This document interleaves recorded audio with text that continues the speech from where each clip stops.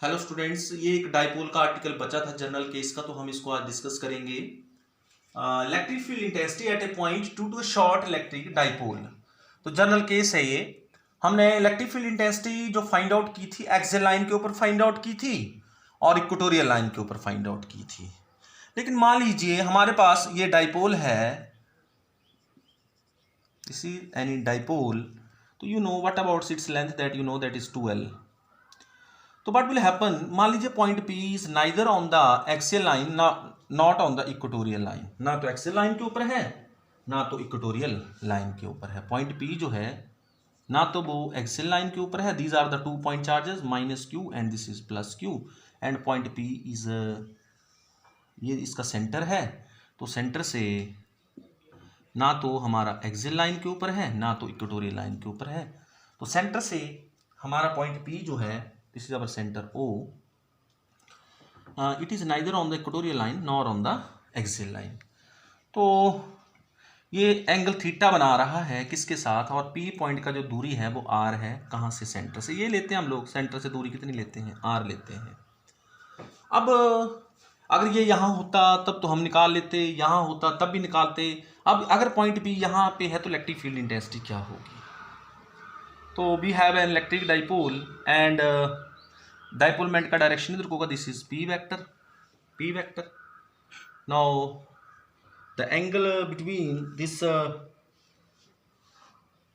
angle between the line, this line OP, the line OP makes an angle theta with the dipole moment,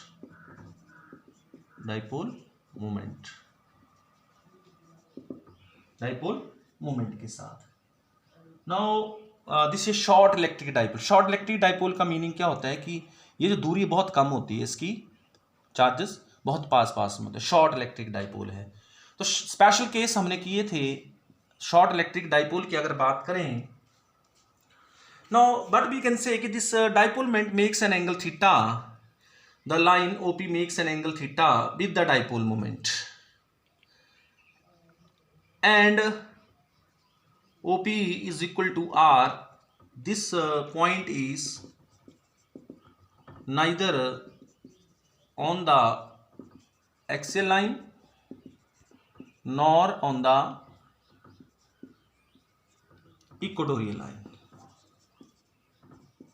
ना तो equatorial line के ऊपर है ना तो एक्सियल लाइन के ऊपर है। अगर एक बात करें इस शॉर्ट डाइपोल की, अगर ये P है तो P के साथ ये एंगल थीटा बना रहा है यहाँ थीटा। तो P का अगर मैं बात करूं कंपोनेंट की, तो P जो है रिजॉल्व हो जाएगा दो कंपोनेंट्स में। इसका एक कंपोनेंट इधर को होगा, बताइए इधर का कंपोनेंट क्या होगा? हॉरिजॉन्टल कंपोनेंट होगा, क्योंकि एंगल के साथ लगने वाला कंपोनेंट होता है P cos थीटा। और एक कंपोनेंट ये हो जाएगा इसका, this component, that is P, this component perpendicular component होगा, this is P sin theta. तो resolve P vector into components. Number first component P cos theta along OP and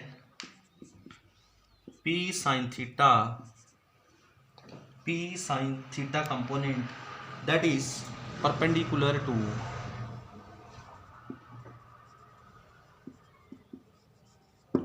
OP की क्या है? परपेंडिकुलर है, परपेंडिकुलर टू OP। तो इसका मतलब आपका डाइपोल, दो डाइपोल छोटे छोटे डाइपोल्स में टूट गया, एक P sin थीटा और एक P cos theta.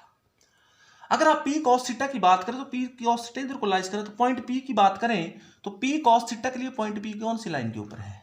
Axial line के ऊपर है। और P sin थीटा के लिए P पॉइंट जो इक्वेटोरियल लाइन के ऊपर है। P के लिए नहीं, P sin थीटा के लिए एक्चुअल में डाइपोल के दो कंपोनेंट बन गए, इसका मतलब इधर को भी डाइपोलमेंट है, इधर को भी डाइपोलमेंट है। तो P sin थीटा के लिए point P is on the equatorial line and P cos theta के लिए point P is on the axial line. तो what is the electric field intensity at point P due to P cos theta? The electric field intensity at point P due to P cos theta क्या होगी हमें पता है E1 is equal to 1/4πε0 2P cos theta upon r3। ये हमने special case में किया हुआ, आप पीछे जा सकते हैं और स्पेशल केस देख सकते हैं। अब ये इलेक्ट्रिक फील्ड इंटेंसिटी किधर होगी, टुवार्ड दिस साइड होगी, क्योंकि एक्सियल लाइन के पॉजिटिव एक्स एक्सिस में होती है, तो जिधर को डाइपोल मोमेंट होगा उसी तरफ होगी। मान लीजिए इसको बोल दिया मैंने along PD, along PD, question number first, क्योंकि एक्सियल लाइन के पॉजिटिव एक्स एक्सिस में होती है, पॉजिटिव एक्स एक्सिस में होती है, तो ये एक्सियल लाइन बन गई आपकी, एक्सियल लाइन के ऊपर पॉइंट P है। पहले तो ये बात आपने समझनी है, ये जो P पॉइंट है इसके दो कंपोनेंट हुई, एक P sin थीटा, एक हो गया P cos theta. P cos theta के लिए पॉइंट P जो एक्सियल लाइन के ऊपर आ गया, और P sin थीटा के लिए पॉइंट P किसके ऊपर आ गया, इक्वेटोरियल लाइन के ऊपर। तो एक्सियल लाइन वाली इक्वेशन हमने यहाँ पे लिख दी। What is the electric field intensity, the electric field intensity due to P sin theta component। बताइए, इक्वेटोरियल लाइन के ऊपर बन गया, तो what is E2, 1/4πε0 P sin theta divide by r3। This is along किधर को कर लेते हैं, इसको किधर को होगी, क्योंकि आपको पता है कि अगर ये इधर को होगी तो नेगेटिव एक्स एक्सिस में, तो इसका नेगेटिव एक्स एक्सिस किधर को होगा, this is the negative x axis of this, ये पॉजिटिव एक्स एक्सिस है, तो ये क्या होगा, इसका नेगेटिव एक्स एक्सिस होगा। This is the positive x axis, this is the negative. Along P कुछ भी रख लेते हैं हम लोग, इसको कोई पॉइंट ले लेते हैं, आप इसको C ले लीजिए मान लो, तो this is along PC। This equation number 2। अब एक इलेक्ट्रिक फील्ड इंटेंसिटी इधर आ रही है, दिस इज E1 और this is E2, E1 and E2। ये दोनों कितने डिग्री का एंगल बना रहे हैं, वेक्टर्स 90 डिग्री का एंगल बना रहे हैं, क्योंकि एक्सियल लाइन और इक्वेटोरियल लाइन का जो इसका जो डायरेक्शन है यहाँ पे, तो ये 90 डिग्री का एंगल बना रहे हैं। तो यहाँ पे हम लोग क्या निकाल सकते हैं, इसका रिजल्टेंट निकाल सकते हैं। तो हम लोग क्या बनेंगे, पैरेललोग्राम क्या कर लेंगे, कंप्लीट कर लेंगे। जब हम पैरेललोग्राम कंप्लीट करेंगे तो ये क्या होगा, इसका रिजल्टेंट होगा, दिस इज E होगा। तो E को निकालने के लिए हमें क्या लगाना पड़ेगा, E is equal to E1 square plus E2 square plus 2 into E1 E2 cos 90 degree, और इसका अंडर रूट। कौन सा फार्मूला लगाया, resultant is equal to A square plus B square plus 2AB cos theta. तो theta कितना है यहाँ पे 90 डिग्री है, तो आपके पास E क्या आ जाएगा, E is equal to E1 square plus E2 square और इसका अंडर रूट आ गया। cos 90 इज इक्वल टू 0, क्योंकि cos 90 कितना होता है, 0 डिग्री होता है, 0 होता है। तो यहाँ पे हमारे पास E क्या आ गया, E1 का वैल्यू रखिए 1/4πε0 2P cos theta upon r3 का होल स्क्वायर, प्लस ये कौन से केसेस है, स्पेशल केसेस हैं। ये स्पेशल केसेस जो हमने किए वहां पे रिजल्ट निकाले थे हमने निकाला था E एक्सियल के लिए निकाला था हमने, शॉर्ट डाइपोल के लिए 1/4πε0 2P अपॉन r3, और E इक्वेटोरियल के लिए क्या निकाला था, 1/4πε0 P अपॉन r3 निकाला था। तो यहाँ पे इनके साथ क्या जुड़ गया, cos थीटा और sin थीटा जुड़ गया, और यहाँ पे आपके पास E2 क्या आ जाएगा, 1/4πε0 P upon r3 that is sin theta का होल स्क्वायर और इसका अंडर रूट। यहाँ पे क्या कोई चीज कॉमन है, देखिए कॉमन क्या है, यहाँ पे P है 4πε0, यहाँ भी P है 4πε0, r3 कॉमन है, तो बाहर क्या आ जाएगा, P अपॉन 4πε0 r3 कॉमन आ जाएगा, अंदर क्या बच जाएगा, 2 cos थीटा का स्क्वायर प्लस sin थीटा का square, what will you got, P upon 4πε0 r3 2 that is 4 cos square theta plus sin square theta. हम इसको कैसे लिख सकते हैं, P upon 4πε0 r3 3 cos square theta plus cos square theta plus sin square theta. मैंने इसको तोड़ दिया 4 को, 3 + 1 कर दी, तो cos square theta plus sine square theta that is equal to 1। तो क्या आ जाएगा P/4πε0 r³ 3 cos square theta plus 1 that is equal to electric field intensity. तो ये हमारी मेन एक्सप्रेशन आ गई, this is our main expression आ गई किसकी, इलेक्ट्रिक फील्ड इंटेंसिटी की, इलेक्ट्रिक फील्ड इंटेंसिटी की। अब डायरेक्शन की बात करते हैं, तो मैग्नीट्यूड तो निकल गया, डायरेक्शन कैसे निकलती है, डायरेक्शन हम tan थीटा से लेते हैं। तो ये बेसिस लाइन है, तो ये जो एंगल बन रहा है मान लीजिए this angle, but about this angle, both this angle is alpha, this angle is alpha, what is tan alpha, tan alpha ये E2 है, ये E1 है, perpendicular upon base that is E2 divide by E1।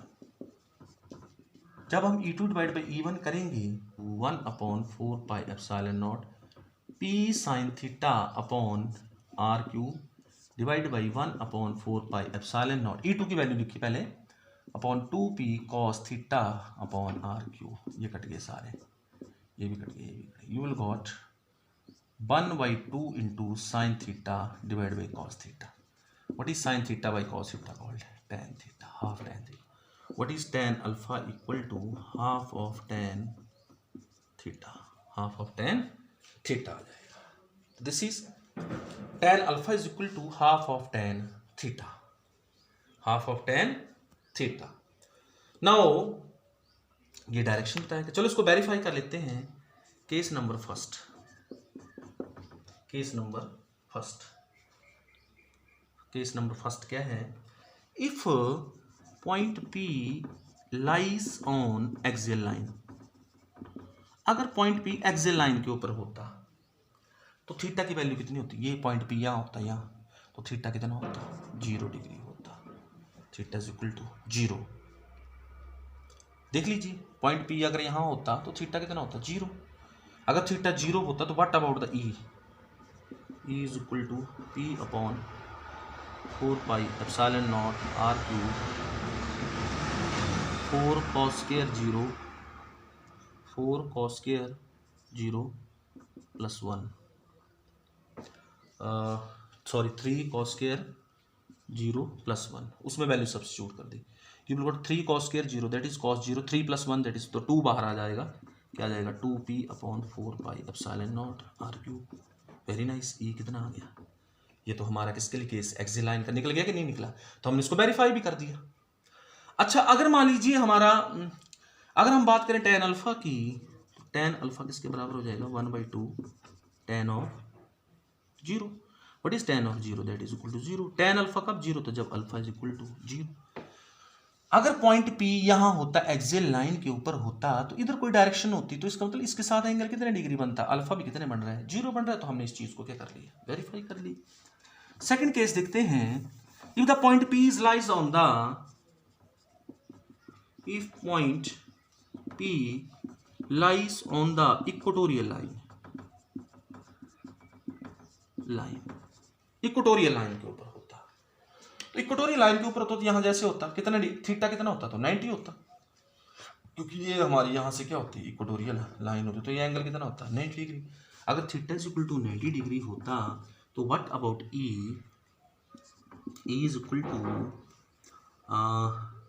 3 cos square 90 plus 1 और इसका under root that is equal to, यहाँ पे एक चीज़ हम लिखना भूल गए, that is P/4πε0 into r³ 3 cos square 90 degree plus 1।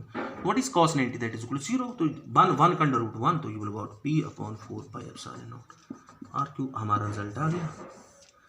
जब tan अल्फा की बात करें that is tan 90, tan alpha is equal to tan 90 होगा। अगर tan 90 होगा तो tan 90 की वैल्यू क्या होती है, हाफ tan 90 है that is equal to infinite. अब tan अल्फा कब इनफाइनाइट होता है, जब अल्फा कितने डिग्री होता है 90 डिग्री होता है। तो अल्फा 90 डिग्री का मतलब क्या होता है, ऐसे आता है हमारे पास, ऐसे अल्फा कितने डिग्री का एंगल बनता है, ये this angle is of 90 degree, इस तरह से बनता है, इस तरफ को डायरेक्शन होती है। तो हमने ये केसेस किए हुए, तो ये हमारे पास इलेक्ट्रिक फील्ड इंटेंसिटी निकल गई और ये भी निकल गया। तो you have to do this also, okay, thanks, have a nice day.